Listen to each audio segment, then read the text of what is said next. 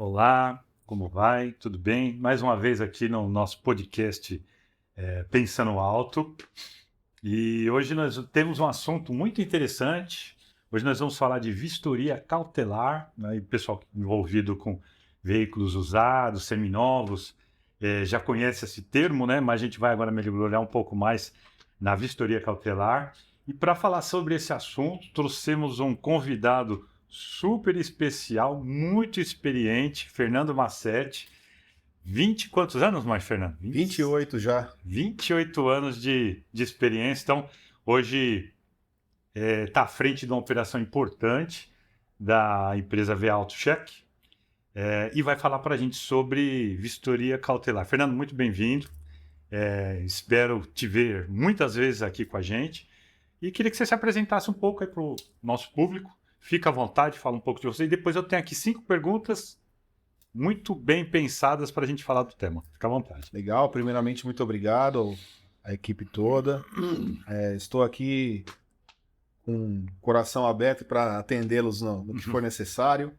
Tenho 28 anos de experiência mesmo na área de vistoria. Eu comecei como estagiário na época do banco, avaliando os bens antes do leilão. Então eu ia antes do dia do leilão fazer a vistoria dos veículos, fazer um score do veículo ir no leilão. Tudo no papel. Tudo no papel. Checklist, caneta. Caneta, prancheta, bonezinho, ia para cima dos carros e não existiam empresas de vistoria naquela época. Uhum. Então eu, como funcionário do banco, eu era responsável de precificar os veículos antes da venda. Então foi aí que começou a minha história. Que legal. Nessa época foi passando, foram surgindo algumas empresas para atender as demandas do banco. No início eram fotos normais, né? E a colada a foto no Olha só, imprimia a foto. Imprimia a foto e colava no laudo. no laudo. Nossa. Era um trabalho, conferir tudo, não existiam dados, era só pesquisa da base estadual, era difícil conseguir as pesquisas, era bem burocrático, mas a evolução digital é uma coisa muito importante e hoje a gente tem bastante tecnologia aí e conseguimos melhorar a nossa análise. Facilitou muito a vida do vistoriador. Bastante. Que coisa boa. Muito bacana, Fernando. Que história bacana. E depois de 28 anos aí, acompanhou toda essa evolução. Então, desde a foto e do papel, a evolução. E hoje a gente tem aí tecnologia embarcada muito detalhista, específica para o segmento. E a gente vai falar disso aqui. Mas vamos então para a primeira pergunta aqui. A gente falando de vistoria cautelar, a gente sabe que tem várias empresas sérias, fazendo um trabalho. Também iniciou de uma forma, vem evoluindo e vem carregando cada vez mais questão digital. Mas a gente percebe, né, a gente que está nesse meio, que alguns critérios são padrões. Algumas informações, todas têm. Mas alguns critérios dentro da cautelar, cada um tem o seu, cada um analisa de uma forma, cada um pode até ter um parecer específico sobre aquele ponto específico. Vamos pegar aqui o ponto específico, a caixa de ar, como é que avalia, que foto que tira, aprova, não aprova, se tem dano, se não tem. Então, cada empresa aí que faz um trabalho sério, ela tem sua forma de avaliar. Eu queria saber assim, se já passou ou se você já ouviu falar sobre a importância de regulamentar. Quais são os pontos de avaliação? Então, queria falar sobre a regulamentação dos itens de avaliação do cautelar. Qual a sua opinião sobre isso?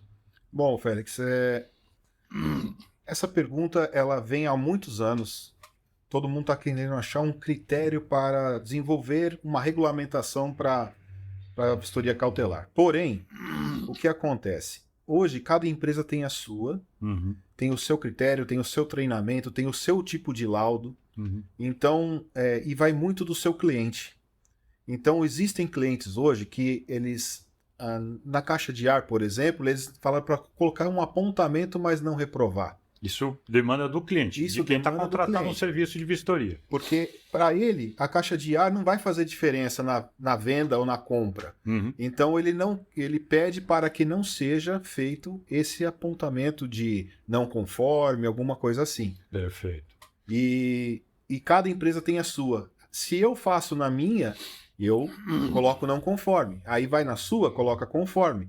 o cliente, às vezes o consumidor final, ele fica meio saber, ué, essa vistoria está certa, essa vistoria está errada, justamente porque não há uma regulamentação sobre isso. Ah, legal. Então, a gente pode concluir aqui o seguinte, que existem pontos ou informações que são impeditivos, que te impedem de comprar o carro. Exemplo, se o carro tem um roubo e furto, o carro está a pedir, se parar na blitz, esse carro vai ser recolhido. Isso impede de você comprar esse carro. Agora, tem alguns apontamentos que podem ser impeditivos para um, porque eu não quero um carro com caixa de ar amassado ou soldado, mas para outro isso pode não ser impeditivo. Eu aceito, posso depreciar mais o carro. Justamente porque a diferença, até que você fez o exemplo, um amassado de uma solda. Isso é uma diferença gritante no carro. Pode ser uma emenda, pode ser uma colisão mais forte. Então, um amassado, ele se torna uma coisa irrelevante para o negócio, dependendo da pessoa. Certo. Entendeu? E se você tem um corte-solda, aí já é um critério, tem que ser mais apurado, olhar mais o veículo. Eu sempre aconselho a levantar o veículo no elevador para dar aquela olhada por baixo, né, para você ter certeza. Porque todo carro, ele vale alguma coisa. Sim. Independente da reforma que ele teve ou não. Ele tem um preço. Valor. Ele tem um valor. E você não pode depreciar o valor da pessoa. Certo. Porque aquilo é um bem dela. Então a gente tem que olhar com um critério bem específico e saber qual a expectativa dele naquele laudo. Justamente porque não existe uma regulamentação. Certo. Então, em resumo, vamos fazer a vistoria de acordo com a necessidade do contratante, de quem está pedindo o serviço, porém respeitando as características, respeitando a condição real do veículo, até respeitando o proprietário. Sempre colocando nas observações o detalhe que o seu historiador está olhando, o critério da sua empresa. É lógico que se tiver algum problema, você tem que apontar, tem que escrever, deixar registrado mesmo porque é o seu nome, é o seu laudo que está ali. Tá. Então você tem que deixar isso bem claro, inclusive no laudo. Legal. Bom, tá vendo aí? Mais uma informação bacana. Achei muito interessante. E de fato, né? Você tem que comercializar sabendo o que está sendo vendido e sabendo o que está sendo comprado. E nada melhor do que uma cautelar bem feita, bem detalhada para te trazer essa informação. Legal. Bom, vamos para a segunda pergunta agora então.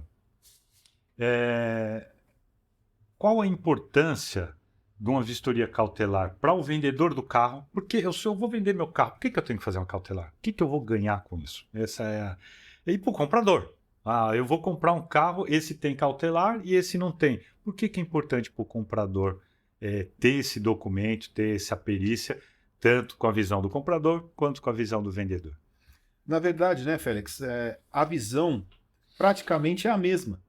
Qual que é? É a tranquilidade. Você ter a tranquilidade de estar vendendo o seu veículo e depois de 2, 3 dias o comprador vai estar te ligando. Você não me falou que o veículo estava assim, que o veículo estava assado. E o comprador está comprando com tranquilidade, que ele está comprando um bem que tem um laudo de procedência, que tem uma consulta fidedigna, que sabe o que está... Então ele vai ficar tranquilo, vai passar no seguro tranquilamente, ele vai ficar sossegado no que ele está comprando. Então hoje, a ferramenta, mesmo que sendo cultural, dependendo do estado que você está, né, está muito enraizado em São Paulo há muitos anos, é justamente passar essa transparência, essa tranquilidade para ambos os lados.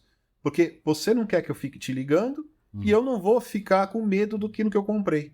Então, o laudo cautelar ele é mais um norte e mais a tranquilidade de confiabilidade das pessoas. Maravilha. Então, para o vendedor, eu acredito que pode até valorizar mais o carro dele. Sim, se ele tem um laudo. Não teve nenhum apontamento, o carro passou sem nenhum detalhe, ou um detalhe relevante, esse carro tem valor. Então, até para o vendedor, ter um laudo cautelar, muitas vezes pode fazer com que o bem dele valha mais ou consiga vender bem, evitando uma depreciação desnecessária ou mentirosa. Com certeza, porque além da pessoa ele vai olhar o carro fisicamente, mas tendo um laudo de uma empresa idônea, se responsabilizando pelas informações, isso te dá muito mais tranquilidade. Beleza, muito bom. Importante mesmo, tenho certeza. E assim, como você falou, começou em São Paulo é muito bem difundido, né?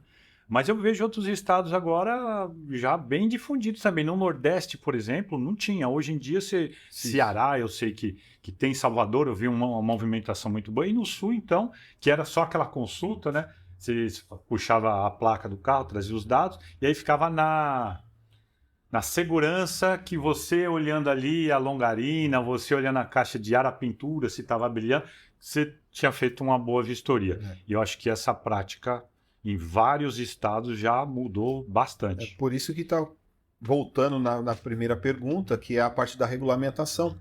Porque está difundindo tanto no Brasil que logo vai ser necessário uma regulamentação nisso. Está difundindo bastante. A gente vê que de fato tem empresas concessionárias que não compram, não pega teu carro se o teu carro não tiver ali um laudo aprovado, mesmo com alguma observação, mas que não seja nada impeditivo. Mas eu acho que de fato é uma segurança, tantos golpes aí que a gente vê via internet e tal, e pelo que a gente conhece, o carro é a segunda maior compra da nossa família brasileira. Primeira casa, depois é o carro. Então, se é tão importante assim, gastar aí em torno hoje, eu acho que 200, 300 reais, dependendo do valor do bem, né?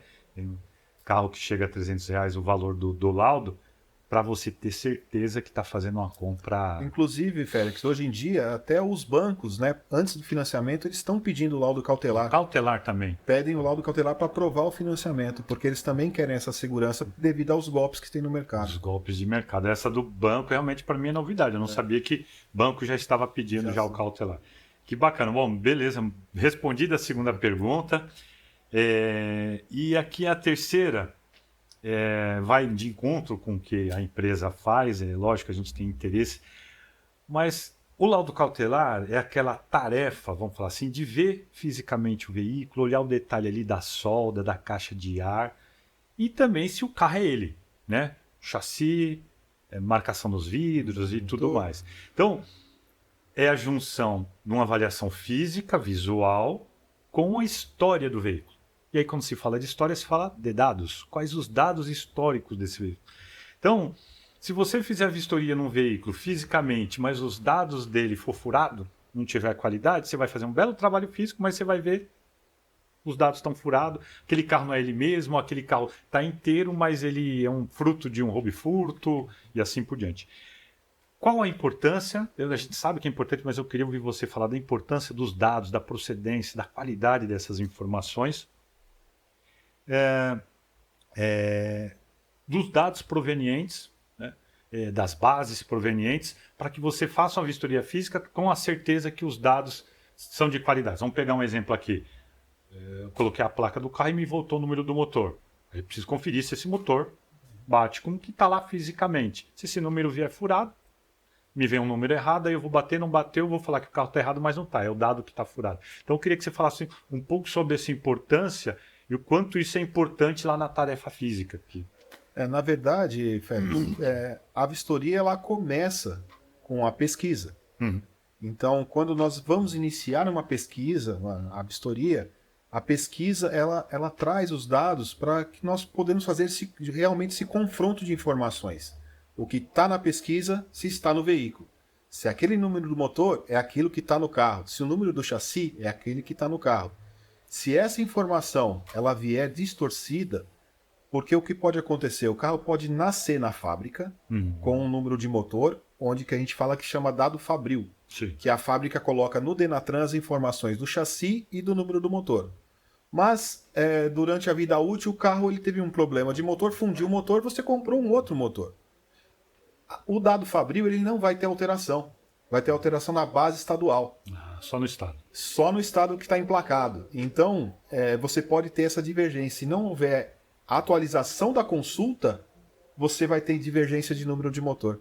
Certo. Então, a consulta ela tem que ser atualizada, ela tem que ser em tempo real, tem que ser de fontes que sejam sérias. Então, por isso o importante é a gente, antes de uma empresa, antes de iniciar esse processo, saber de onde ela está consumindo essa informação. Porque a informação ela ajuda, inclusive, o historiador a ter um olhar diferenciado no carro. Dependendo da idade do veículo, dependendo de histórico de roubo e furto, histórico de sinistro, ele vai com um critério diferenciado. Ele vai puxar uma borracha de um jeito diferente, ele vai deitar embaixo do carro, vai olhar uma longarina, vai tirar o step do lugar para ver a caixa de step, ver se tem algum problema. Então, a consulta, para mim, é o início de todo o processo. Se a consulta for furada, o seu produto final vai ser furado. Então, isso é super importante. Muito bom, Fernando. E eu não posso perder o gancho, né, de toda essa sua explanação aqui para a gente sobre a importância de dados, de destacar uma informação que eu sei que é fundamental. Vou inverter aqui a nossa pergunta. A informação de leilão, que é uma das informações que tem ali no pacote, né, dos dados. A informação de leilão, a gente sabe que é muito importante na vistoria, só que ela traz algumas limitações, né? Se é positivo, se é negativo, questão de imagens, e assim por diante, que você não pode, por questão de direitos autorais, você não pode estar publicando essas imagens, mas você sabe que esse carro passou por um evento de leilão e sabe ainda se foi através de colisão, se é um carro proveniente de banco, que o cliente não aguentou pagar e devolveu para o banco, que não tem dano no carro inteiro. Então, essa informação de leilão, ela chegar até a vistoriadora, ali, o vistoriador, com qualidade. O carro é de leilão, o nível de moto, que pode ser PMG, né? Pequena, média, grande, ou se é carro de enchente. Esse nível de informação. E agora tem uma novidade no mercado aí, que é a imagem do veículo e é o apontamento das peças que foram danificadas no evento ali do sinistro, né? Quanto que isso traz de agilidade, de assertividade, da qualidade do vistoriador na ponta? Ter uma informação de leilão de qualidade, bem desenhada e bem granulada, trazendo inclusive qual peça que foi danificada ali no evento de sinistro. Então, Félix, né, nessa parte do leilão é muito bom e muito claro a gente entender que leilão não é carro ruim. Perfeito. Não necessariamente seja um carro ruim. Então, pode ser um leilão de frotas. Uma empresa gigante ter uma frotas de carros que os seus próprios funcionários utilizam. São carros que são revisados em concessionária, tem manual, tem chave reserva, nunca sofreu um acidente, mas pode ter uma passagem de leilão, porque a política da empresa, ela pelo compliance, que ela venda esses veículos em leilão. Então, dependendo de como for, é um carro quase um seminovo de loja. E ele tem uma inclusive passagem... com as revisões feitas em concessionária, com carimbo, tudo certinho. Tudo certinho. Então, ele é um carro de leilão. Nós temos carro de leilão que é uma folha, que caiu um caminhão em cima. Então existe, eu acho, na minha opinião, o leilão ele tem que ser classificado realmente no estado que o veículo foi feito, esse leilão. No estado físico. Então, esse score que você comentou é muito importante para o historiador, para ele saber aonde ele vai pegar no ponto físico. Porque quando você está no pátio de leilão fazendo vistoria, você está no sol, você está sem alguns equipamentos, o elevador, o fosso, você está munido da sua experiência e de algumas outras ferramentas para poder descobrir o problema. Se você tem uma informação de leilão que seja real, que seja fidedigna, que te ajude, o vistoriador já vai no ponto certo. E com a inteligência artificial hoje, já te dá a peça tal para lama traseiro, ele houve um reparo. Já te dá uma indicação ali onde e é o ele dano. vai aonde... Ganha agilidade ali no pátio. Muito grande. E assertividade no laudo. Inclusive para a venda e para o comprador, que vai saber que apenas a folha do paralama traseiro teve um reparo e não deprecia tanto o veículo. Então é muito importante. A informação de leilão, para mim, é uma das mais importantes do mercado. Beleza. Bacana, então falamos de dados aqui, do leilão especificamente, da importância dele. E por último, não poderia deixar de trazer esse tema aqui para a nossa última pergunta. É o seguinte, a gente vem acompanhando a evolução digital, tecnologia, em vários setores. E um deles, não podemos deixar de falar, para a tarefa de vistoria, né? Que você mesmo comentou aí no começo, que fazia lá no papel, com a foto lá da Polaroid, não sei. E você vem acompanhando toda essa história. E sabendo aí das evoluções digitais, de tecnologia IA, né, de danos que a gente tem, algumas OCRs para fazer leitura de KM e assim por diante, como mesclar e tirar proveito de forma segura, rastreável, dessa evolução digital para a vistoria física? Como que mesclar esses dois universos aí, que alguns acham que pode conflitar, eu não acho, eu acho que eles se completam. Realmente, Félix, a IA, ela vem para ajudar. Ela está vindo para ajudar. Isso, um não vai substituir o outro. Na minha visão, a percepção humana, ainda na visão ali do dia a dia, convivendo com o veículo, é diferente da IA. A IA ela é precisa. Aham. E ela não tem aquela... tem um amassadinho, reprovou. Aí, essa que eu estou te falando do critério do olho do vistoriador, do critério do avaliador. E a percepção ainda a IA não tem. Essa emoção, O ajuste fino ali. o ajuste fino. Então, com o tempo, ela pode chegar, mas atualmente ela vem como um auxílio para o vistoriador. Seja ele de imagem, seja físico. O mais importante é trabalhar ao lado do outro. Porque um auxilia e para a gente entregar um produto de melhor qualidade, um produto que traga uma tranquilidade para o seu consumidor. E com o tempo, não tenho dúvida que o vistoriador e a IA vão estar trabalhando juntos em tempo real. Você com uma câmera, com um celular, ele vai passando através do carro e a IA vai te ajudando a complementar as informações. Isso vai ser de extrema importância no dia que chegar nisso. Ah, legal. Bom, Fernando, muito obrigado. Foram 6 perguntas, mas assim, esclarecimento de cada uma com bastante profundidade, muito conhecimento. O pessoal do podcast aqui te agradece bastante a presença, esclarecimento e sucesso nessa grande jornada que você está encarando agora de frente. Muito obrigado a todos, obrigado, Félix. Estarei sempre à disposição para for necessário. Obrigado. Um abraço.